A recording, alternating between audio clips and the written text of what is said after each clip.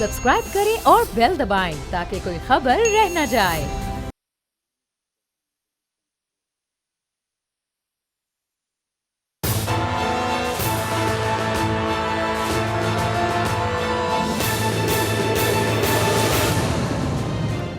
अस्सलाम वालेकुम नाज़रीन, मैं आपका मेज़बान समी इब्राहिम और आप देख रहे हैं प्रोग्राम तज्ज़िया।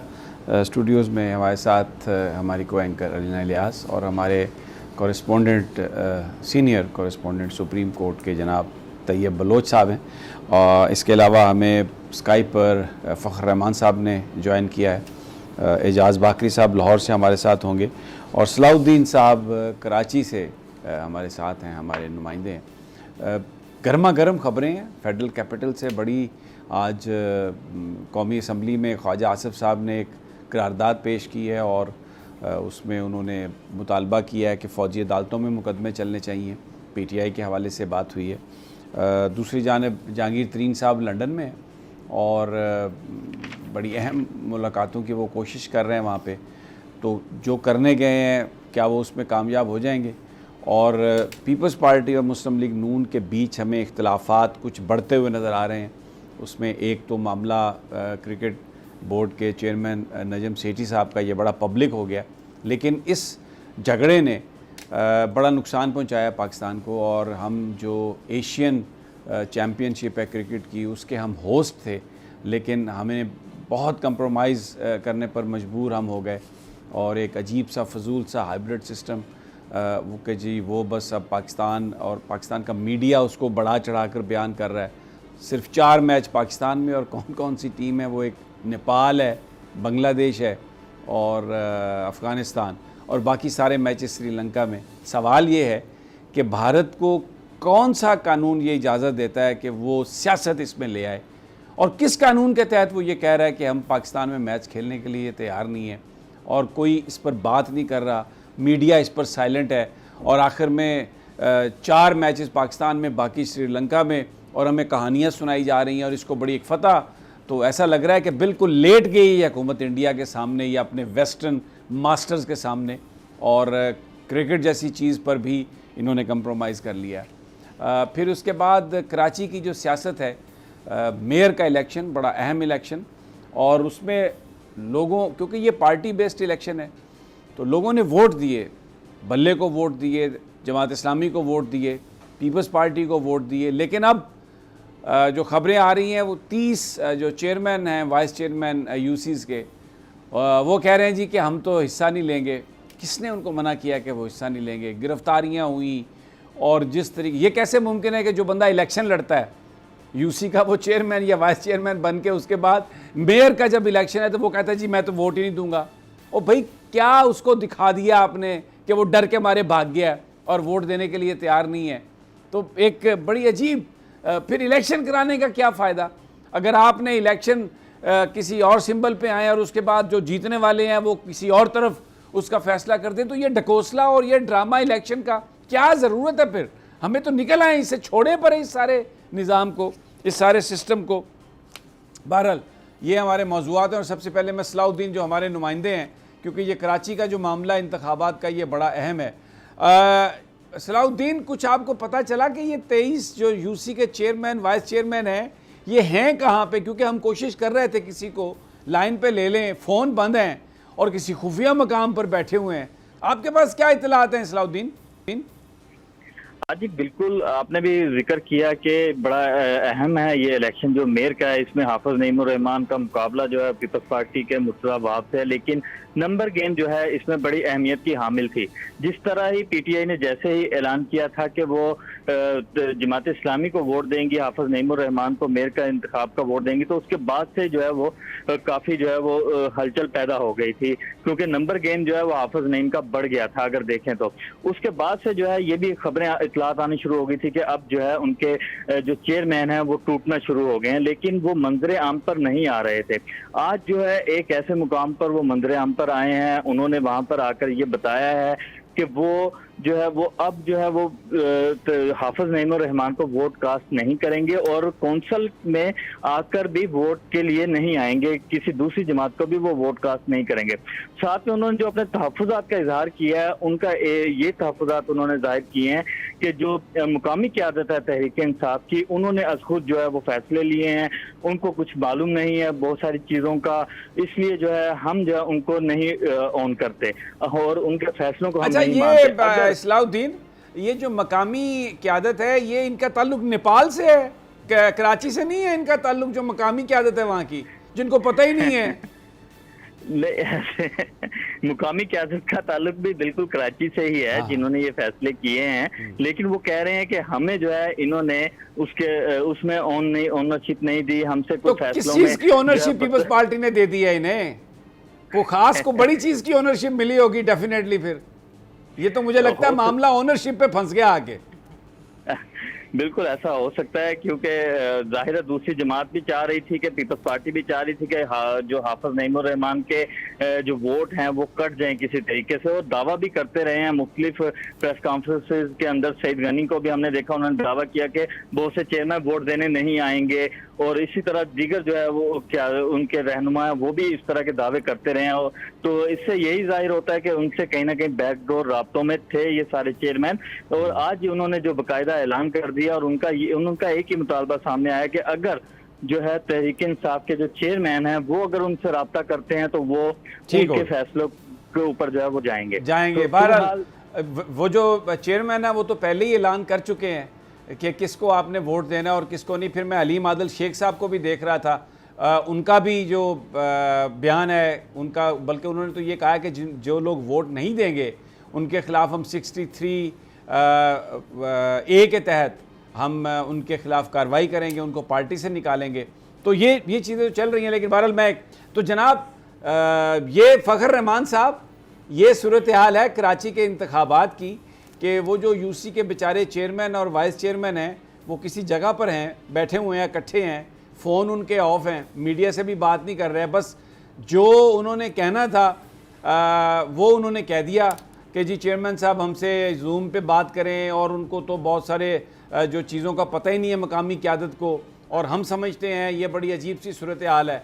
तो लगता है कि वहाँ पर जो इस वक्त जिस तरह मैंडेट जो है उसको तब्दील कर दिया गया है, तो एक बड़ा सवाल उठता है फ़खर रहमान साहब, ज़रा इसको हम कराची से बाहर ले आते हैं कि अगर मुल्क में जनरल इंतखाबात हों और उसके बाद जो जीतने वाले हैं वो फिर इसी तरह वोट दें जैसे ये कराची में यूसी के चेयरमैन वाइस चेयरमैन ये वोट दे रहे हैं, तो उन इंतखाबात का कोई फ़ायदा है इस मुल्क में?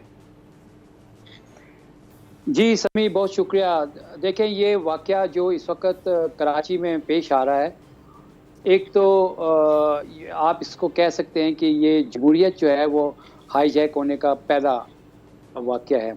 जमात इस्लामी के मेरे ख्याल में 194 या 193 पीटीआई के लोग मिला के 192 बनते हैं अगर पीटीआई के लोग उनके साथ मिल जाएं, और 184 चाहिए जीतने के लिए। तो बिल्कुल एक वाज़े अक्सरियत है जमात इस्लामी के पास, वाज़े अक्सरियत है। और जिस तरह से लोगों को अगवा किया जा रहा है, उनके ऊपर दबाव डाला जा रहा है, तो ये जमहूरियत नहीं, ये फस्तायत है। और पाकिस्तान पीपल्स पार्टी जिस किस्म की रवायात को अब डाल रही है, इससे मैं आपको बता दूं कि कराची पाकिस्तान की मईशत की शहरग है, और अगर वहाँ पर वो ये इस तरह की सियासी हाईजैकिंग करेंगे, जमहूरियत को सियासी तौर पर हाईजैक करेंगे, तो फिर उसके नताइज जो हैं वो भी इससे ज़्यादा खौफनाक होंगे। आपके पास माशी इस्तेकाम तो है ही नहीं, बात सारे यही कह रहे हैं सियासी इस्तेकाम होगा तो माशी इस्तेकाम आएगा। कल सुप्रीम कोर्ट में भी इलेक्शन के हवाले से मामला आएगा, लेकिन जो भी अगर पीपल्स पार्टी का मेयर इलेक्ट हुआ और डिप्टी मेयर उनका हुआ, तो मैं आपको ये बता देता हूँ कि ये आइन के अंदर जो लिखा है फ्री एंड फेयर, ये इलेक्शन का जो मामला है ये कंट्रोवर्शियल हो जाएगा, और ये अदालत में जाके किसी भी टाइम पे इसको जब चैलेंज किया जाएगा तो ये बरकरार नहीं रह सकेगा, क्योंकि दबाव डालकर मैं खुदाई कसम, आप इतने ऑप्टिमिस्टिक आदमी है, मैं आपको मुबारकबाद देता हूँ कि अदालत में चला जाएगा और अदालत का फ़ैसला आ जाएगा, और फिर अदालत के फ़ैसले के बाद दूध की नहरें बहना शुरू हो जाएंगी, और पता नहीं फिर चश्मे फूट पड़ेंगे। और अदालत के फ़ैसले वो भाई किस अदालत के फैसले, कौन मानता है अदालत के फैसले? ये इलेक्शन का आया था ना 14 मई का, क्या किया उन्होंने? वो पूरे चढ़ दौड़े वहाँ पर मौलाना फजलुर रहमान की क़यादत में, आप भी मौजूद थे। पता है ना हम सुप्रीम कोर्ट से निकले कैसे थे, याद है कहाँ कहाँ से गुजर के हम निकले थे, उन मौलवियों से बचते बचाते, मुंह पे मास्क पहने हुए हमने, और पता नहीं किधर किधर से आए थे। कौन सी अदालत, किसका फैसला, किस फैसले का एहतराम? मेरे से रियल बात करें, ये जो किताबों में लिखा है ना वो ना मुझे बयान करें आप, गुमराह ना करें कौम को। ये हमें कौम को गुमराह कर रहे हैं आपने, यानी ट्रक की बत्ती के पीछे लगा दिया अदालती फैसले, और उसके चक्कर में हमने असम्बली भी डिसॉल्व कर दी कि अब ये हो जाएगा वो हो जाएगा। उसके बाद जो छितरौल की गई है यहाँ पर पॉलिटिकल वर्कर्स की, आपको पता है छोटे छोटे इतने इतने कमरों में 20-20 बंदों को एक दूसरे के ऊपर चढ़ा के वहाँ पे रखा गया, और क्या कुछ हुआ है। एक अदालत से आप जमानत करा के निकलते हैं तो गेट पे पकड़ लेते हैं, 5-5 दफा गिरफ्तारी, जजेस रो रहे हैं, आप कह रहे हैं अदालत में चैलेंज हो जाएगा। यार कौन सी अदालत? नेपाल की अदालत में चैलेंज होगा? बिल्कुल, जिस तरह आप नेपाल की अदालत की मिसाल दे रहे हैं, तो मैं भी यही कह रहा हूँ कि ये क्या पीडीएम जो है ये युगांडा से अपने वोटर्स को लेकर आएगी?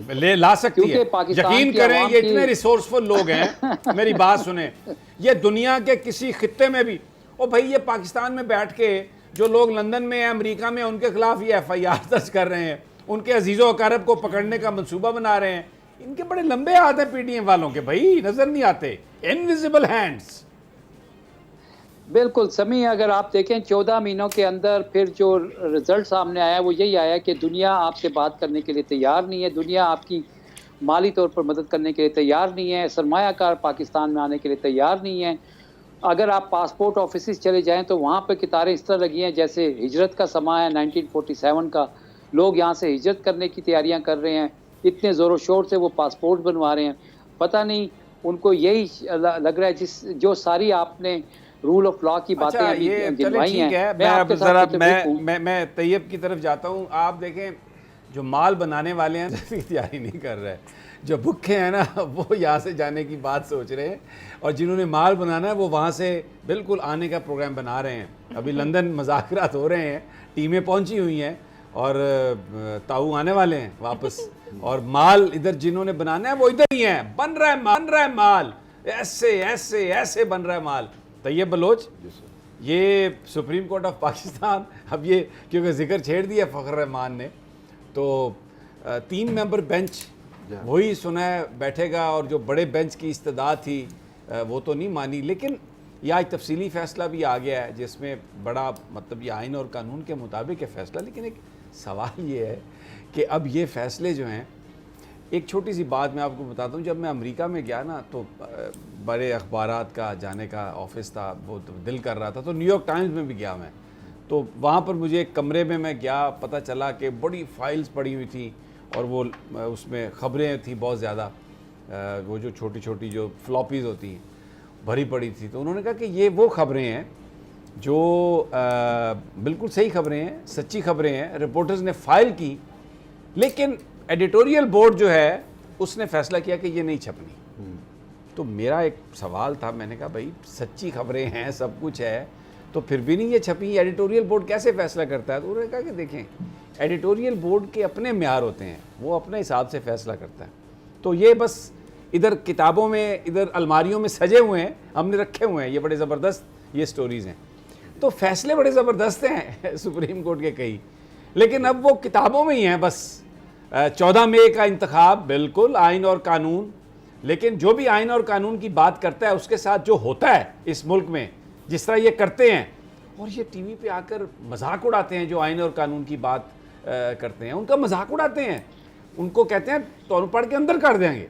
तो फिर ये कल जो होगी समात, क्या इसमें मतलब कोई, आप मुझे बताइए, आप वाकई समझते हैं कि कुछ निकलेगा इससे, और उसको गौर से देखना सुनना चाहिए? बेसिकली समी साहब, कल जो समात होनी है तो उस पर मुझे तो यही लग रहा है कि अगरचे जैसे आपने कहा भी सही कि हुकूमत का जो एतराज़ था नए बेंच की तश्कील का, और चीफ जस्टिस के ऊपर भी एतराज़ उठाया गया और बाकी 2 जजेस के ऊपर भी एतराज़ था, तो वो एतराज़ जो है हुकूमत उसको इस हवाले से फिर शायद कोई नई प्ली जो है वो इख्तियार करेगी, क्योंकि ऑलरेडी उनके एतराज़ मुस्तरद हुए हैं। तो इस बेंच ने दोबारा जो है वही बेंच तश्कील दिया गया और उसने समाअत करनी है। तो अब मामला कुछ यूँ है कि इलेक्शन का जो मैटर है उसके साथ साथ जो supreme court judgment and review order है वो भी साथ क्लब किया गया है और उस पर दोनों केसेस इकट्ठे हैं। और अली जफ़र जो साबका समाअत हुई थी, पाकिस्तान तहरीक इंसाफ के वकील अली जफ़र ने जो है वो इलेक्शन कमीशन नरसानी केस में आर्गूमेंट किए थे, लेकिन साथ ही उन्होंने सुप्रीम कोर्ट जो रिव्यू एंड जजमेंट आर्डर है उस पर भी उन्होंने दलाइल दिए और उस फिर उनके दलाइल को दीगर फ्रीकैन ने जो है वो अडॉप्ट कर लिया था। तो इस पर उन्होंने सुप्रीम कोर्ट ने जो है वो स्टे आर्डर तो जारी नहीं किया, लेकिन सुप्रीम कोर्ट का ये कहना था कि हम दोनों को क्लब कर रहे हैं और हो सकता है हम नया बेंच तश्कील दें, लेकिन उन्होंने कहा हो सकता है यही बेंच जो है वो फिर इसकी समाअत करे। तो अब जो काज लिस्ट जारी की गई है उससे तो यही लग रहा है कि यही बेंच कल से फिर से समाअत करेगा। लेकिन अब हुकूमत की जानिब से, क्योंकि हुकूमत का एतराज़ था इन्हीं तीनों जजेस के ऊपर जो इस बेंच में बैठे हुए हैं, तो हुकूमत की जानिब से कल इस हवाले से कोई नई जो है वो कोई एप्लीकेशन, कोई पटिशन या अटार्नी जनरल की जानिब से कोई ज़बानी तौर के ऊपर कोई बड़े आर्गूमेंट कोई इस टाइप के हो सकते हैं कि जो इन जजेस के ऊपर दोबारा एतराज़ करेंगे। क्योंकि हुकूमत की समी साहब ख्वाहिश ये है कि या तो बेंच तब्दील हो जाए या फिर ये मामला जो है ना वो सुप्रीम कोर्ट टेकअप ना करे, बल्कि इसमें ले तो लाल सही जो है वो काम लिया जाए और मामला लटक जाए। ये हुकूमत की ख्वाहिश होगी। तैयब, आज मैं ख्वाजा आसिफ साहब को सुन रहा था, उन्होंने स्पीच की और फिर उन्होंने जजेस का नाम लेके कहा हमने ये कहा, इन्होंने ये कहा, हमने कहा कानून ये बनाया, इन्होंने ये कह दिया। तो वो एक बड़ा ही कंटेम्पचुअस, यानी अगर कोई महज़ब ऐसा मुल्क जहाँ पे रूल ऑफ लॉ होता तो ख्वाजा आसिफ साहब जो हैं ये वज़ीर दिफा की बजाय ये इस वक्त जेल में होते या एक सज़ा भुगत रहे होते कि आप जो आला अदलिया है उसके बारे में जिस तरीके से गुफ्तगू कर रहे हैं, ये कोई पूछने वाला ही नहीं है। कोई मतलब आप जो मर्जी बोलें, जो मर्जी करें और जो भी आपका लेवल है, जो भी आपका करैक्टर है, it does not make difference. और कोई कुछ पकड़ने वाला नहीं है, कुछ कहने वाला नहीं है, कोई रोकने वाला नहीं है। तो क्या अदालतों का अब कोई इम्पैक्ट, एहतराम, वो जैसे पहले लोग कहते थे कि आप भाई कोई ज़रूरत नहीं है आपको वकील करने की, आप जज कर लें। अब वो कहते हैं ना वकील की ज़रूरत है ना जज की ज़रूरत है, सीधे को कर लें, बस वो दें उसको पैसे और वो आपका काम करा देगा, पूछना किसने है। तो बिल्कुल समी साहब आपने यही दुरुस्त कहा, लेकिन जैसा कि हमने देखा भी सही कि इस टाइम बात यह है कि जब इदारे के अंदर तकसीम हो जाए तो फिर दूसरी फोर्सेस को या बाहर की कुव्वतों को जो है वो मौका मिल जाता है। यही कुछ सुप्रीम कोर्ट में, आप तो इस चीज़ से के विटनेस हैं, यही कुछ सुप्रीम कोर्ट में है। तो जिस वजह से अब PMLN की जानिब से या इन हुकूमती वज़रा की जानिब से जो ज़बान इस्तेमाल की जा रही है वो आप इतनी तौहीन अमेज़ है, लेकिन दूसरी साइड पर सुप्रीम कोर्ट जो है वो हमें बेबस, मैं यही समझ रहा हूँ कि वो कुछ नहीं कर पा रही, या रिस्ट्रेन भी कह सकते हैं कि वो रिस्ट्रेन कर रहे हैं। सभी सब देखिए, बात आप सब ठीक कर रहे हैं, लेकिन मुझे इतना पता है कि जो सबसे कमज़ोर कड़ी होती है ना, अगर आप उसको ना निकालें ना तो वो आपकी शिकस्त का बाइस बन जाती है। और इस वक्त यहाँ पे अगर मैं सुप्रीम कोर्ट की बात करूँ तो हालात कुछ ऐसे ही हैं और आने वाले भी हमें यही चीज़ें नज़र आ रही हैं। इससे पहले जो आपने कराची की स्टोरी की है उसमें सबसे ज़रूरी चीज़ तो ये आपको याद होगा कि तहरीक इंसाफ के जो चेयरमैन है उन्होंने एक चीज़ पब्लिश की थी कि कुछ लोगों के में MNA था या MPA था उनका, जिसका एक मैसेज था। अब अगर वो कोई भी मैसेज पढ़े तो यकीनी सी बात है कुछ ना कुछ चीज़ें तो उनके साथ हो रही हैं। इसमें ऑनरशिप की बात नहीं है, इसमें और भी बड़े फैक्टर्स हैं जो इंक्लूड किए गए हैं। फिर आप ये देखें कि मैं देख रही थी पीपल्स पार्टी, आप बेहतर समझते हैं, आपने कवर भी बहुत किया है, लेकिन मैं कहीं पर लिखा हुआ था, आ रहा था कि पीपल्स पार्टी की ये रिवायत रही है लोगों को अगवा करना। अब ये एक ऐसी चीज़ है जो तसलसल से चली आ रही है। अब मुझे नहीं पता इसका चेंज का होगा। जहाँ तक आप बात करते हैं इलेक्शंस की, तो समी साहब मुझे तो नहीं लगता शफाफ इलेक्शंस होंगे। इससे बहुत बेहतर है कि कोई टेक्नोक्रेट की हुकूमत आ जाए और चीज़ों को लेकर चले, क्योंकि इनके कंधों पे अगर चलाने की कोशिश कर रहे हैं ना हुकूमत को, तो मेरे ख्याल में इसका इम्पैक्ट सब पे होगा। एक मैं आपकी तस्दीक कर दूँ, पीपल्स पार्टी में बड़ी मेरी इस वक्त क़यादत के बारे में रिजर्वेशंस हैं, लेकिन पीपल्स पार्टी के बारे में ये कहना कि उनकी ये रवायात रही हैं कि वो अगवा करते रहे लोगों को, ऐसा नहीं है। देखें, जुल्फ़िकार अली भुट्टो ने फांसी ली and it was for the supremacy of constitution. फिर उसके बाद मोहतरमा बेनज़ीर भुट्टो, उनको भी इस दुनिया से उनको भी एलिमिनेट किया गया, उनकी भी शहादत हुई। अब आसिफ अली ज़रदारी के बारे में मेरी अपनी बहुत ज़्यादा रिजर्वेशंस हैं, लेकिन और इसमें भी कोई शक नहीं कि उन्होंने बहुत सारे 2 नंबरी के काम भी किए होंगे, लेकिन जो उनकी सज़ा रही ना 10-11 साल, वो बुनियादी तौर पर उसकी बड़ी वजह मोहतरमा बेनज़ीर भुट्टो को ब्लैकमेल करना था। ये बिल्कुल ये एक सच्ची बात है। तो अब करैक्टर इस वक्त जो पीपल्स पार्टी का है, सिंध में जो लोग जिस तरीके से अब यानी 10 साल से ज़्यादा 12-13 साल से उनकी सूबाई हुकूमत है, लेकिन सिंध के जो हालात हैं, कराची के जो हालात हैं, उसकी जो नाकामी है उसकी ज़िम्मेदारी तो आप पीपल्स पार्टी पे ही डालेंगे। और वहाँ पर जिस तरीके से इस वक्त माल जो बनाया जा रहा है, जो रिश्वत है, जिस तरीके से हर तरह का माफिया जो है, मैं उसमें कोई दो राय नहीं, उसमें बिल्कुल मैं अपनी जो है उसको राय को तब्दील नहीं करूँगा।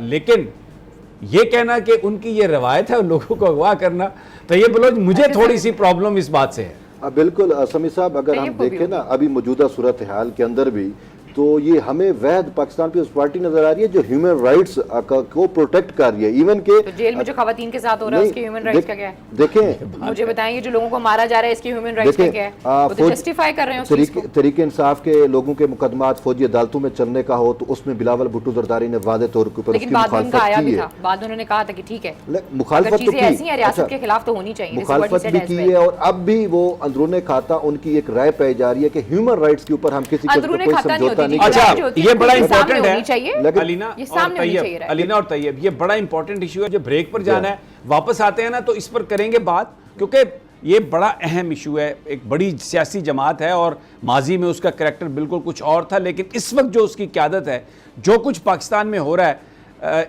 इनडायरेक्टली वो इसकी रिस्पॉन्सिबल हैं, इसलिए कि हुकूमत का वो हिस्सा हैं और इस हुकूमत ने लोगों को पकड़ा हुआ है। लोग जमानतें करा के आते हैं, उनको फिर गिरफ्तार कर लिया जाता है, मारा जा रहा है, पीटा जा रहा है। और कराची में जिस तरह जो मेयर का इलेक्शन है, साफ नज़र आ रहा है कि किस तरह अक़लियत को अक्सरियत में बदलने की कोशिश है। तो ये मौजू तो है ये गुफ्तगू का, लेकिन एक छोटे से वक्फे के बाद।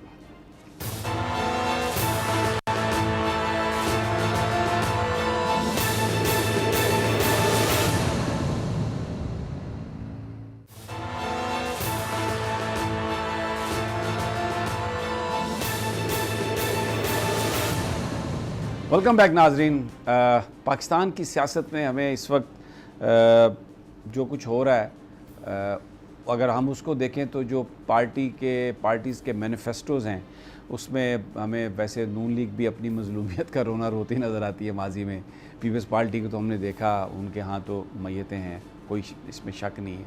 लेकिन आज जो पॉलिटिकल वर्कर्स के साथ हो रहा है और जिस तरीके से ये सियासी जमातों को बना के पेश कर रहे हैं, कभी कोई जत्था बना के पेश कर देता है, कभी कोई दहशतगर्द बना के पेश करता है। मैं बात कर रहा हूँ पॉलिटिकल वर्कर्स की, जिन लोगों ने दहशतगर्दी की, जिन लोगों ने जुर्म किया, सज़ा दें उनको, पब्लिकली सज़ा दें, कोई नहीं रोकेगा आपको, पूरी कौम आपके साथ होगी। लेकिन अब अगर आपने अपना सियासी स्कोर सेटल करना है और उसके लिए आप हर सियासी वर्कर को वो बना के पेश कर दें, उसके ऊपर दहशतगर्दी का ठप्पा लगा दें, तो ये कोई ना मानेगा। और फिर इसके जो कॉन्सिक्वेंसेस हैं, कल आप भी बड़ी शर्मिंदगी का आपके लिए ये बायस होगा। इसलिए कि जो आज आप कर रहे हैं, अगर आप ये समझ के कर रहे हैं कि आपने आबे हयात पिया हुआ इक़्तिदार का, तो वो आपकी बड़ी एक गलती है, वो तो फिर आपको जवाब देना पड़ेगा। ब्रेक पर जाने से पहले एक बड़ी बहस हो रही थी अलीना की और तैयब बलोच की। तो जनाब तैयब साहब, आप पर बड़ा उन्होंने इल्ज़ाम लगाया है, यानी आप पर नहीं, पीपल्स पार्टी के हवाले से बात की है कि जनाब ये तो सारी 2 नंबरी का हो रही हैं। जी समी साहब, मैं आपको बताऊं कि मैं आपको एक रियल एग्जांपल दे रहा हूं। डिवीज़न डेरा गाजी खान में, डिवीज़न डीजी खान के अंदर तहरीक इंसाफ के जितने वर्कर्स उठाए गए हैं मुख्तलिफ केसेस में, जिस तरीके से आजकल माहौल गर्म है, तो उसमें सरदार दोस्त मोहम्मद खान खोसा जो खुद पाकिस्तान पीपल्स पार्टी का हिस्सा हैं, वो इनके मुकदमात लड़ रहे हैं। और वो ये कह रहे हैं कि भाई ये जो वर्कर्स हैं, जो आपने पॉलिटिकल वर्कर्स की बात की, इन वर्कर्स का क्या कसूर है? और इनका तो अगर कोई वली वारिस नहीं बन रहा, क्योंकि उनके वालिदैन हैं, उनके लोग हैं, मतलब है माँ बाप हैं, वो बेचारे जेल में पड़े हुए हैं। अगर उनको कोई ओन नहीं कर रहा, तो सरदार दोस्त मोहम्मद खान खोसा की मैंने स्टेटमेंट भी पढ़ी और वो खुद कचहरी में भी मैंने उनको पेश लड़ रहे हैं। जी अलीना लड़ रहे हैं। इसमें 3 से 4 लोग हैं, बल्कि बहुत से लोग ऐसे हैं पीपल्स पार्टी के जो अपना एक स्टांस रखते हैं, उनका एक अपना बयानिया है। बेशक उनकी पार्टी का जो मर्जी वो हमारे सामने है, और उनमें से जिनका ये जिक्र कर रहे हैं वो भी एक है। लेकिन मुझे पक्के तरीके से याद है, पिछले दिनों एक आर्टिकल आया था BBC में, तो उसमें जो मोहतरमा बेनज़ीर भुट्टो शहीद हैं, she went through a lot जब वो जेल में थी, उनका वो जिक्र हुआ, नुसरत भुट्टो का जिक्र हुआ। देखिए जब अपनी पार्टी की उनकी वालदा है ना बिलावल साहब की, उनको अंदाज़ा होना चाहिए कि ख़वातीन के साथ जो इस वक्त किया जा रहा है, एटलीस्ट वो जो आप बात कर रहे थे ना कि बैकडोर बात हो रही है, एटलीस्ट ख़वातीन के हवाले से, उनकी अपनी भी बहनें हैं तो उनको मेरे ख्याल में खुलकर एक बात करनी चाहिए। बाकी सारी चीज़ों पर मत खुल के बात करें, लेकिन ख़वातीन के हवाले से ज़रूर बात करें। अच्छा जी, अब एजाज वसीम बाकरी साहब हमारे साथ हैं, बड़े ज़बरदस्त स्पोर्ट्स रिपोर्टर हैं। स्टोरी मैं करने जा रहा हूँ ना, वो बड़ा मेरा उस पर दिल दुखाया, मैं पिछले कई दिनों से उसको मैं मॉनिटर कर रहा था।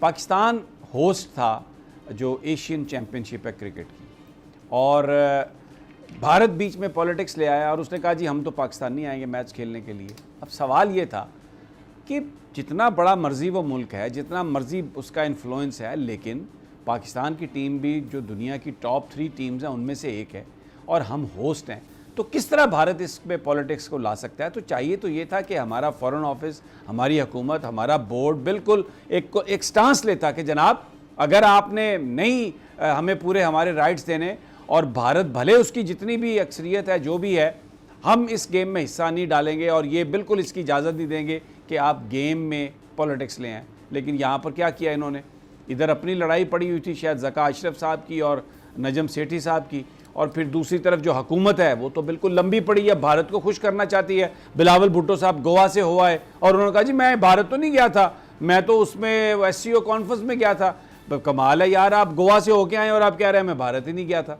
तो जनाब बाकरी साहब ये मुझे बताइए कि ये इतना बड़ा पाकिस्तान, इतनी अच्छी टीम, इतना खेलना, पाकिस्तान के प्लेयर्स भी टॉप पे, लेकिन एंड पे क्या हुआ कि उन्होंने कहा जी 4 खिलाड़ी या 4 टीमें आएंगी, नेपाल की, बांग्लादेश की, अफगानिस्तान की, बाकी सारे मैच श्रीलंका, और यहाँ पे शादियाने बजाए जा रहे हैं कि हमने को बड़ी कामयाबी हासिल कर ली है।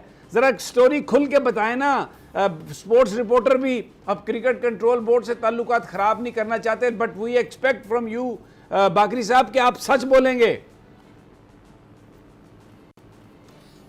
थैंक यू समी साहब। समी साहब देखें कि एशिया कप पाकिस्तान को तकरीबन आज से 2 साल पहले अवार्ड किया गया था, और ये रोटेशन पॉलिसी के तहत टूर्नामेंट्स होते हैं। ये पहले BCCI को मिले, उसके बाद श्रीलंका को, बांग्लादेश को।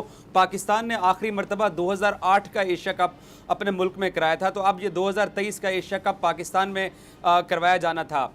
जब से शंघाई तावन तंजीम के इजलास में बिलावल भुट्टो ने गोवा में शिरकत की और उसके बाद जयशंकर ने जो बाद में प्रेस कॉन्फ्रेंस करके जो लैंग्वेज इस्तेमाल की, उसके बाद अचानक से नजम सेठी ने एक बड़ा सख्त मौक़िफ़ इख्तियार किया अगेंस्ट इंडिया, और वो तकरीबन 1 महीना तक इंग्लैंड में मौजूद रहे। वहाँ उन्होंने कोई इंटरनेशनल मीडिया नहीं छोड़ा जिसको उन्होंने जूम के ऊपर इंटरव्यू ना दिया, और पाकिस्तान का भरपूर मुकदमा लड़ा नजम सेठी ने। लेकिन एकदम से जब ज़का अशरफ का नाम पाकिस्तान क्रिकेट बोर्ड के चेयरमैन के तौर पर तजवीज़ हुआ, और IPC के जो वज़ीर हैं एहसान मज़ारी, उन्होंने ज़का अशरफ का नाम आगे फॉरवर्ड किया, तो एकदम से सूरत हाल बदल गई। 15-20 दिन पहले नजम सेठी का ये मौक़िफ़ था कि पाकिस्तान चाहता है कि इंडिया हमारे यहाँ आके खेले। अगर इंडिया एशिया कप पाकिस्तान में नहीं खेलेगा तो पाकिस्तान अक्टूबर में इंडिया जाके वर्ल्ड कप नहीं खेलेगा। ये हमारा 15-20 दिन पहले का मौक़िफ़ था। लेकिन एकदम से फिर हाइब्रिड मॉडल के ऊपर हम चले गए। पहले BCCI ने रिजेक्ट कर दिया कि हम हाइब्रिड मॉडल के तहत एशिया कप नहीं खेलेंगे। उसके बाद फिर पाकिस्तान ने दूसरा हाइब्रिड मॉडल जाकर नजम सेठी दुबई गए, और उन्होंने ओमान क्रिकेट एसोसिएशन के जो सदर हैं खिलजी साहब, वो एशियन क्रिकेट काउंसिल में नायब सदर हैं, उनको जाकर नजम सेठी साहब ने दूसरा हाइब्रिड मॉडल पेश किया कि इंडिया यहां नहीं आना चाहता, लाहौर मत आए, लेकिन अफगानिस्तान, नेपाल, बांग्लादेश और श्रीलंका आके लाहौर में मैचेस खेल जाएं और हम इंडिया को दुबई में होस्ट करेंगे। यहाँ पे रुकिएगा, यहाँ पे याद रखिएगा कि बाकरी साहब यहाँ पे मेरा सवाल है आपसे, इतनी क्या मुसीबत पड़ी हुई है हमें, मुझे ये बताइए। जब हमारा राइट है, जब रोटेशन में हमें ये मिला, तो इतना माजरत खाना रवैया नहीं होता। टूर्नामेंट तो बाहर में जाए, दुनिया में आप एक्सपोज तो करें ना भारत को। हमने क्या लेना है इस सारी गेम से कि जिसमें हम अपनी इज्जत का सौदा करके और उनके आगे लंबे पड़ जाएं। तो ये सब कुछ क्या ये सेल आउट नहीं है? मुझे ये बात करें खुल के आप। देखिए, पाकिस्तान क्रिकेट बोर्ड ने कंप्रोमाइज किया है। अब ये कंप्रोमाइज क्या शहबाज शरीफ की गवर्नमेंट ने किया, ये अब वक्त आने पे सामने आएगा, या खुद नजम सेठी वक्त आने पे अभी वजीर आजम शहबाज शरीफ हैं, वजीर खारजा बिलावल भुट्टो हैं, नजम सेठी उसके चेयरमैन है क्रिकेट बोर्ड के, तो इन्होंने ही किया ना सेल आउट वक्त आने पर। और क्या समी इब्राहिम का नाम आएगा? बाकरी साहब ऐसा तो ना करें ना। नेवर। अच्छा, दूसरी चीज़ ये है, अच्छा समी साहब, जुल्म देखें कि आप क्योंकि एशिया कप की बात करें कि एशिया कप में हमें नेपाल हमारे पास आ रही है, अफगानिस्तान आ रही है और हम इस पे खुश हो रहे हैं। जुल्म इस बात का है कि इंडिया हमारे पास आकर वर्ल्ड एशिया कप नहीं खेलना चाह रहा और हम पिछले 15-20 दिन तक बड़ा भरपूर मुकदमा लड़ते रहे कि हम इंडिया नहीं जाएंगे, हम इंडिया नहीं जाएंगे। कल रात को जो initial schedule Pakistan cricket board को आईसीसी ने भेजा है, पाकिस्तान इंडिया ट्रैवल कर रहे हैं और अहमदाबाद के अंदर, गुजरात के अंदर, जहां पर मोदी को सबसे ज्यादा पाकिस्तानी वजारत खारजा जिम्मेदार ठहराती है और हमारा एक नैरेटिव है कि गुजरात जो है ना वो एंटी मुस्लिम स्टेट बन चुका है इंडिया की। तो अहमदाबाद के अंदर हम इनकार करते करते कल जो शेड्यूल पाकिस्तान क्रिकेट बोर्ड को रिसीव हुआ है उसका 1-2 दिन बाद सरकारी तौर पर ऐलान हो रहा है, हम अहमदाबाद में इंडिया के साथ वर्ल्ड कप का मैच 15 अक्टूबर को खेलने जा रहे हैं और यह शेड्यूल पाकिस्तान क्रिकेट बोर्ड को मौसूल हो चुका है और पीसीबी ने इस पर खामोशी इख्तियार कर रखी है। हालांकि पाकिस्तान क्रिकेट बोर्ड पहले बांग्लादेश के अंदर जाकर अपने वर्ल्ड कप के न्यूट्रल वेन्यू पे मैचेस खेलना चाह रहा था, फिर दुबई न्यूट्रल वेन्यू आया पाकिस्तान का, क्योंकि इंडिया एशिया कप सितंबर में नहीं खेल रहा तो हमें भी अक्टूबर में वहां नहीं जाना था। यह पाकिस्तान क्रिकेट बोर्ड का मौकिफ था, लेकिन पिछले 2-3 दिन से एकदम से मौकिफ तब्दील हुआ है जब से ज़का अशरफ का नाम चलना शुरू हुआ है। और इसके अंदर देखें, इसके अंदर सबसे बड़ी चीज़ यह है कि पाकिस्तान क्रिकेट बोर्ड बहाना यह इख्तियार करता है कि हमें 2025 की चैंपियंस ट्रॉफी को बचाना है, जो कि फुल टूर्नामेंट पाकिस्तान को 1996 के बाद जब मोहतरमा बेनज़ीर भुट्टो वज़ीर आज़म थी तो लाहौर में वर्ल्ड कप का फाइनल हुआ था, तो 1996 के बाद हमें 2025 की चैंपियंस ट्रॉफी मिली है। इंडिया एक रीजनल टूर्नामेंट एशिया कप खेलने नहीं आ रहा और वो नेपाल को पाकिस्तान भेज के पाकिस्तान के ऊपर एहसान कर रहे हैं और हम उस एहसान के बदले इंडिया वर्ल्ड कप खेलने जा रहे हैं, तो चैंपियंस ट्रॉफी हम कहां बचा पाएंगे? तौबा, बाकरी एक सेकंड रुकिएगा जरा, मैं फखर रहमान साहब। फखर साहब, ये किस किस्म के बहरूपिये और फ्रॉडिये हमारे हुक्मरान बन गए हैं भाईजान? वही जो सादत हसन मंटो वाली बात है कि वतन अजीज़ की हालत तो नमाज जुमा जैसी है कि वो फ्रॉडिया अजान दे रहा है, कातल इमाम वो इमामत करा रहा है और पीछे नमाजी सारे चोर हैं। ये किधर हम फंस गए मेरे प्यारे भाई? ज़रा कुछ बयान फरमाइएगा। बिल्कुल, मैं आपको बता दूं कि डिप्लोमेटिक सेंस में अगर हम इसकी बात करें तो ये पाकिस्तान की खुद मुख्तारी को कॉम्प्रोमाइज़ करने के मुतरादिफ है। इंडिया पहले आपको पता है कि सार्क जैसे फोरम को उसने उसका बेड़ा गर्क कर दिया, इसी तरह से इसमें भी जो खेलों की इवेंट्स हैं उसमें भी वो अपनी बालादस्ती कायम करना चाहता है और डिक्टेट करवाना चाहता है। ये जो सिर्फ क्रिकेट का इवेंट नहीं है, इसकी बहुत सारी इम्प्लीकेशंस हैं और ये इम्प्लीकेशंस जो हैं वो आइंदा चल करके आपके जो इंडिया और पाकिस्तान के जो ताल्लुकात हैं उसके अंदर भी रिफ्लेक्ट होंगी। जैसे मैंने आपको कहा कि जब गोवा में वज़ीर ख़ारजा बिलावल गए थे तो और उसके बाद जिस तरह से इंडिया ने बयानात दिए और फिर यहाँ पर आकर जिस तरह से बयानात इन्होंने दिए और अब जो सूरत हाल बनी हुई है, तो इसमें आप ये देख लें कि एक तरफ ये कह रहे थे कि मोदी जो है वो बुचर है और अभी जो है ज़का अशरफ के मामले के अंदर जिस तरह से ये मुल्क की खुद मुख्तारी को कॉम्प्रोमाइज़ कर रहे हैं, ये सेल आउट है टोटल, ये बिल्कुल सेल आउट है। और हमें किसी भी सूरत में भारत की बालादस्ती को, चाहे वो क्रिकेट में हो, चाहे वो डिप्लोमेसी में हो, चाहे वो मिलिट्री में हो, हमने हमेशा उसको मुस्तरद किया है और हमारा एक पुरजोर मौक़िफ़ आना चाहिए इसके ऊपर। नहीं तो मैं आपको बता दूं कि जिस तरह से अमेरिका खित्ते में भारत को वो क्वाड का हिस्सा बना के रोल देना चाह रहा है, ये पाकिस्तान की खुद मुख्तारी को उसके ताबे लाने की मुतरादिफ है। बिल्कुल फ़खर, मुझे ब्रेक पर जाना है। मैंने ये बेसिकली देखें, मैंने इसलिए लिया कि मैं अपनी टीवी स्क्रीन पर रोज़ाना देखता हूँ इस कौम के बेटे जो हैं वो अपनी जानों का नजराना दे रहे हैं, बॉर्डर्स पर दे रहे हैं और जिन गोलियों का वो निशाना बनते हैं उनके पीछे कहीं ना कहीं भारत की साजिश राह का उसमें अमल दखल होता है। और अगर एक तरफ तो हमारे जो सपूत हैं, हमारे जो ख़ानदान हैं, जो हमारे जवान हैं, वो अपनी जानों का नजराना दे रहे हैं, तो दूसरी तरफ ये हुक्मरान उन इश्यूज़ पर कंप्रोमाइज़ कर रहे हैं, उन पर ये सेल आउट कर रहे हैं, ये भारत के आगे लंबे लेट रहे हैं और वो जो कुर्बानियाँ हैं उनका ये मजाक उड़ा रहे हैं। ये जो पीडीएम की गवर्नमेंट है, ये जो शहबाज शरीफ हैं, ये इनको अगर अपने जवानों का इतना अफसोस होता है और ये जो मगरमच्छ के आंसू जो बहाते हैं, मैं इनको देखता हूँ, क्योंकि मुझे तो ये फ्रॉड लगता है, इसलिए कि खून देने वाला, शहीद होने वाला जो जवान है वो पाकिस्तान के लिए अपनी जान दे रहा है, लेकिन ये जिस जगह पर बैठ के जो फैसले कर रहे हैं, भारत की बालादस्ती को ये एक्सेप्ट कर रहे हैं, मुनाफिक हैं, बिल्कुल नजर आ रहा है कि ये मुनाफिक हैं। एक छोटा सा वक्फा, गुफ्तगू जारी रहेगी।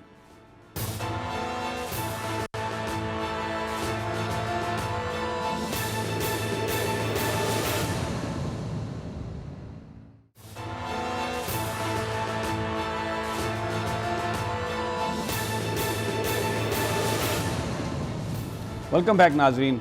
बात हो रही है इस वक्त खारजा पॉलिसी के हवाले से कि किस तरीके से हमारे हुक्मरान जो हैं कुछ बोलते कुछ और हैं, राग कुछ और अलापते हैं, but when it comes to the real issues तो पूरा टोटल सेल आउट है। इस वक्त भारत के आगे लंबे लेटे हुए हैं। इस वक्त जो वेस्टर्न जो भी प्रेशर है उसके आगे लंबे लेटे हुए हैं बिल्कुल। लेकिन गुफ्तगू इस तरह की करते हैं। एक अजीब हम ये जो एशिया का एशियन चैम्पियनशिप के हवाले से टोटल एक सेल आउट किया है। भारत ने जिस तरीके से पाकिस्तान को ज़ीरो करने की कोशिश की है, हमारे हुक्मरान इसको बिल्कुल इसको रेजिस्ट नहीं कर रहे। और जो बड़ी अफसोसनाक बात है, पूरा मीडिया पाकिस्तानी हाइब्रिड मॉडल, कोई ये नहीं बता रहा कि ये इंडिया जो पाकिस्तान का राइट था उसको इंडिया ने छीनने की कोशिश की है। और जो मैचेस पाकिस्तान में होने थे उसको वो कह रहा है कि मैं इधर आके नहीं खेलूंगा। तो पाकिस्तान को तो एक बड़ा टफ स्टैंड लेना चाहिए। नहीं होता टूर्नामेंट मत हो, भारत के बगैर हो जाएगा टूर्नामेंट। नहीं आता भारत ना आए, बट पाकिस्तान मस्ट इंसिस्ट कि ये हमें मिला है और यहीं पर होगा ये। और अगर भारत नहीं आना चाहता तो मत आए, हमें कोई परवाह नहीं है उसकी। लेकिन ये कहने के लिए तप्पड़ चाहिए भाई, आपको हिम्मत चाहिए। आपको वो जो नारे लगते थे, जो मोदी का जो यार है गद्दार है, अब तो कुछ और ही लग रहा है। अब तो गोवा से हो आए हैं और अब तो वो बात ही नहीं है। अब तो मतलब क्या फिर खफा हो जाते हैं, सारे के सारे मुझसे खफा हो जाते हैं कि तुम ये क्या बात कर रहे हो और कैसी तुम लैंग्वेज इस्तेमाल कर रहे हो। पाकिस्तान के लिए हर तरह की लैंग्वेज इस्तेमाल करेंगे हम। ये स्क्रीन लोगों की अमानत है।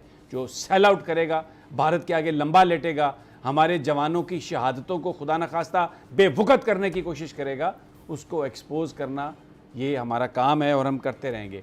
अब ज़रा फ़खर रहमान, ज़रा जो सियासत है, जहांगीर तरीन साहब की पार्टी तो टेक ऑफ से पहले ठुस हो गई। अब फिरदौस आशिक अवान उनकी तर्जुमान है, फ़याज़ुल हसन चौहान उनके तर्जुमान हैं, ओन चौधरी साहब जो हैं वो भी उनके तर्जुमान हैं, और ख़ुद नाहल हैं, नवाज शरीफ साहब की तरफ पार्टी बना ली है। अलीम खान साहब, एक फड्डा बन गया इनका। जो इस वक्त जो लोग आए हैं जहांगीर तरीन के साथ, क्योंकि वो लोग तो पीपल्स पार्टी की तरफ जाना चाहते थे और ये नून लीग के साथ ताउन करने की बात कर रहे हैं। मैं आज मुराद राज साहब को सुन रहा था, वो हमारे अपने ही प्रोग्राम में सदीक जान ने सवाल किया तो उन्होंने कहा कि शायद I will not be comfortable कि मैं शेर के निशान पर इलेक्शन लड़ूं। तो ये अपना तैयब आपके पास मैं बाद में आता हूँ, लेकिन फ़खर रहमान ये तो पहले, अब वो गए हैं लंदन, ठुस हो गया सारा काम। ये तो टेक ऑफ से पहले ही ठुस हो गया। जी बिल्कुल। वो जितने हिसाब किताब किए थे वो सारे के सारे उलट हो गए। मुल्क को पहले माशी अंधेरे में डाला और अब मुल्क के अंदर लोड शेडिंग का जो बहरान आ रहा है, गैस का जो बहरान आ रहा है, बिजली के जो बिल आ रहे हैं, इन सारी चीज़ों को आप देखें तो इनके पास ना तो कोई वे फॉरवर्ड है। ये एक बंद कमरे में बैठे और एक पार्टी का ऐलान कर दिया, ना वर्कर्स ना पाकिस्तान को इस माशी बहरान से निकालने के लिए कोई लाए अमल। और अभी ये सबसे बड़ा सवाल खड़ा हो गया कि वोट कहाँ से पड़ेगा हमें। वो रंधावा साहब तो अलहदा हो गए हैं भाई, वो तो बात सुने, वो रंधावा साहब अलहदा हो गए हैं और बहुत सारे लोग अलहदा हो रहे हैं, क्योंकि वो तो नहीं जाना चाहते, नून लीग के साथ नहीं जाना चाहते। और बेसिकली बहुत सारे लोग ये समझते हैं कि जरदारी साहब का जो लाहौर का दौरा था, जिसमें बहुत सारे लोग पीपल्स पार्टी में जाने वाले थे, ये नवाज शरीफ साहब ने जहांगीर तरीन को जल्दी जल्दी उतारा, तासुर कुछ और दिया कि पता नहीं कहीं और से आए हैं, और उनको तारपीड़ो करने की कोशिश की। अब जरदारी साहब को भी समझ आ गई है, उन्होंने भी ज़का अशरफ वाला वो सुट पंजा ऐसा उन्होंने हथियार फेंका है ना, बाउंसर मारा उन्होंने। तैयब, मैं ज़रा तैयब से भी, आपका क्या ख्याल है ये जो सारी गेम चल रही है? सर बिल्कुल आप फरमा रहे हैं, क्योंकि मुझे जो चीज़ फील हुई, बल्कि मुझे सोर्सेज से भी पता चला कि तहरीक इसके इस्तेकाम पाकिस्तान जो पार्टी बनी, और बकौल आपके भी और वैसे भी, कि जहांगीर तरीन के जहाज़ की उड़ान अभी उसने भरने की थी, जरदारी साहब ने उसके पर ही काट दिए हैं। और ये हकीकत है, क्योंकि ख़ुद जितने लोग भी शामिल हुए हैं वो नून लीग के साथ नहीं जाना चाहते, वो वैसे ही चाहते थे कि हम जो है पीपल्स पार्टी में शामिल हूँ, लेकिन दरमियान में ये पत्ता जो है वो खेल दिया गया, और पीछे जो है वो शायद वो लंदन वाली सरकार हैं जिनको मिलने के लिए गए हुए हैं जहांगीर तरीन, और उनकी शदीद ख्वाहिश यही थी कि ये जो जरदारी साहब की तरफ या पीपल्स पार्टी की तरफ जो लोग जा रहे हैं, इनकी उड़ान किसी तरीके से रोकी जाए और एक अलग पार्टी बनाई जाए। पार्टी बना ली, लेकिन अब पार्टी के अंदर बगावत जो है वो भी शुरू हो चुकी है क्योंकि उन लोगों ने जब से उन्होंने देखा कि ये हमारे जो पैटर्न इन चीफ हैं ये नवाज शरीफ से मिलने जा रहे हैं, तो उन्होंने बगावत शुरू कर दी। उन्होंने कहा भाई ये कैसे हो सकता है, ना हम सीट एडजस्टमेंट के लिए राजी हैं और ना हम जो है वो किसी दूसरी पार्टी के साथ जो है वो इलेक्शन में जाने के लिए तैयार होंगे, मासिया पाकिस्तान पीपल्स पार्टी। अच्छा, इसमें एक और बात भी है तैयब के जो अलीम खान साहब हैं वो तो ऑलरेडी हमजा शहबाज के वोटर हैं, अपने साथियों के साथ वो नून लीग में मर्ज हो चुके हैं, तो वो अलहदा आके अब वो कहें कि मैं पीटीआई के वोट में ले लूँगा और वो ये कर लूँगा, तो वो उनकी तो क्रेडिबिलिटी इस हवाले से ज़ीरो है, क्योंकि वो तो हमजा के लॉयलिस्ट हैं, शहबाज शरीफ के लॉयलिस्ट हैं, उनसे मैं और उधर लंदन में मियाँ नवाज शरीफ से मिलने के लिए कई दिन तक बैठे रहे। अच्छा, एक और बात फ़खर या तैयब, मैं ये बात ज़रूर करना चाहता हूँ कि आज एक बड़ा रौला डला हुआ है कि वो रूस से जहाज़ आ गया तेल का, और उसमें वो जियो वाले जो है ना वो एक छोटे से शिप सा लेके उसके पास चले गए, एक्सक्लूसिव स्टोरी, ये जहाज़ आ गया जी, ये पता नहीं। तो वो ब्लूमबर्ग ने उसके बारे में स्टोरी छापी है कि एक तो इसकी जो पेमेंट है वो डॉलर्स में की गई है, युआन में नहीं की गई, चाइनीज़ करेंसी में नहीं की गई, और ये जो एग्रीमेंट था ये सिंगल कार्गो के लिए था, ये नहीं इसके बाद और कोई कार्गो के लिए कोई डील नहीं है। और दूसरा, इसको इतनी ताख़ीर से किया गया कि इसमें कोई अब डिस्काउंट नहीं है, क्योंकि इस तेल के बाद कोई ऐसी चीज़ सामने नहीं आएगी कि आपने जो लीटर है पेट्रोल का वो 20 रुपये या 30 रुपये कम कर दिया। तो एक मुसद्दिक साहब हमारे बड़े अच्छे दोस्त हैं, वैसे वो फार्मास्यूटिकल के दवाइयाँ बेचने का उन्हें तजर्बा है, लेकिन यहाँ पर तो आके वो तेल के एक्सपर्ट बन गए हैं। लेकिन बहरहाल हमारे बड़े अच्छे दोस्त हैं वो, लेकिन ये जो आज सारा दिन पाकिस्तानी कौम को फ्रॉड दिखाते रहे ना, एक और वादा कर दिया पूरा शहबाज शरीफ ने, तेल मंगवा लिया, तो इसकी हकीकत ये मैं नहीं कह रहा, ये ब्लूमबर्ग के ब्यूरो चीफ कह रहे हैं, अपनी स्टोरी में कह रहे हैं, सिंगल कार्गो और कोई कार्गो नहीं, पेमेंट डॉलर्स में हुई है, कोई बड़ा डिस्काउंट नहीं, इट्स ए टोटल एक डिसेप्शन और एक परसेप्शन बनाने के लिए जो वो झूठी कार्रवाइयाँ करते हैं ना, जालसाजी, ये वो है। अब फ़खर या तैयब या अलीना कोई भी फ़खर जी फ़खर। मैं देखिए ये जो पाकिस्तान तहरीक-ए-इंसाफ के रहनुमा का जो स्टांस बना था कि वो कौम को सस्ता तेल देना चाह रहे थे, ये बेसिकली इसको पॉलिटिकल पर्पस के लिए इन्होंने एक्सप्लॉइट किया है। और अब ये क्योंकि आ गया है तो अब इसी तरह जिस तरह से आप कह रहे हैं, देखें जी हमने तो बड़ा वादा किया था, इन्होंने तो वादा ये भी किया था कि डॉलर 200 से नीचे आएगा, वो किधर गया? अभी वो डार साहब जो हैं शहबाज शरीफ की तरफ देखते हैं और शहबाज शरीफ जो है वो उनकी तरफ देखते हैं, और फिर वो कहते हैं शहबाज शरीफ तो आम लेके तुर्की चले गए थे, आपने वो देखा कैसे देख रहे थे? मेरे पास वो फुटेज नहीं है, मैं वैसे चलाना नहीं चाहता, बहरहाल हमारे वज़ीर-ए-आज़म तो है ना, वो ऐसा लगता है जैसे मिस्टर बीन इधर उधर देख रहा है। जी वो मैं आपको बता दूं, वो तुर्क बड़े परेशान हो गए हैं कि ये समझ में नहीं आ रही थी ये हाथों से क्या इशारे कर रहे थे और इनका क्या मकसद था, क्योंकि मुख्तलिफ जो डिप्लोमेटिक सर्कल्स हैं वो ये कहते हैं कभी पाकिस्तान के जो मौजूदा वज़ीर-ए-आज़म हैं वो बाहों में बाहें डाल लेते हैं, कभी हाथ पकड़ के खड़े हो जाते हैं। आफ्टर ऑल मसला क्या है, ये क्या मैसेज देना चाहते हैं? तो वो जो इनकी तरफ से प्रोटोकॉल यानी डिप्लोमेटिक प्रोटोकॉल जो है उसके अंदर जो एथिक्स हैं, जिस तरह से ये बिहेव कर रहे हैं, अवामी वज़ीर-ए-आज़म है। अच्छा, वो बहरहाल मैं तो आपको ये कहूँगा कि ना तो इस तरह के कह के हमें कई डिप्लोमेटिक प्रोटोकॉल्स में देखने को मिलते हैं, और ना इस तरह का जो कोई भी पॉलिटिकल लीडर जो है वो जब लेकिन अगर हम ये बातें, लेकिन फ़खर मेरी बात सुने, जब हम ये बातें तो हमें बदतमीज़ कहा जाता है, हमें गंवार कहा जाता है, और ये कहा जाता है कि आप स्क्रीन पर बैठकर पता नहीं किस किस्म की हरकतें करते हैं। लेकिन मैं जो देखता हूँ, अगर वो ना बयान करूँ, अगर वो ना दिखाऊँ, तो फिर मैं अपने मनसब से कोई जस्टिफिकेशन नहीं कर रहा, मैं इसको फिर सही अंदाज में नहीं कर रहा। इजाज़त दीजिए, कल फिर इंशाल्लाह मुलाकात होगी। अल्लाह निगहबान।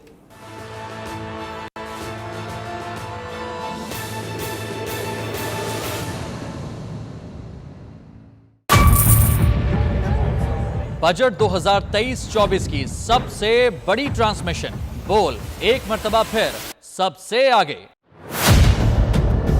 वजीर खजाना की बजट तकरीर की सबसे बड़ी कवरेज, 62% अवाम ने देखा बोल की स्क्रीन पर। Welcome back to the budget transmission. सबसे बड़े पैनलिस्ट और रिपोर्टर्स की बड़ी टीम ने बजट के लम्हे लम्हे की अपडेट से किया बाखबर अपनी आवाम को। इंतजार अदाफ में यूँ कह रहा हूँ कि एक तरफ ये ख्वाहिश है कि लोगों को रिलीफ दी जाए, क्योंकि इलेक्शन सर पर है तो कोई ऐसा बजट दे जो पॉपुलिस्ट हो। क्योंकि बोल रखता है खबर के हर पहलू पर नजर, बोल है सबसे आगे सबसे पहले। सब्सक्राइब करें और बेल दबाएं ताकि कोई खबर रह न जाए।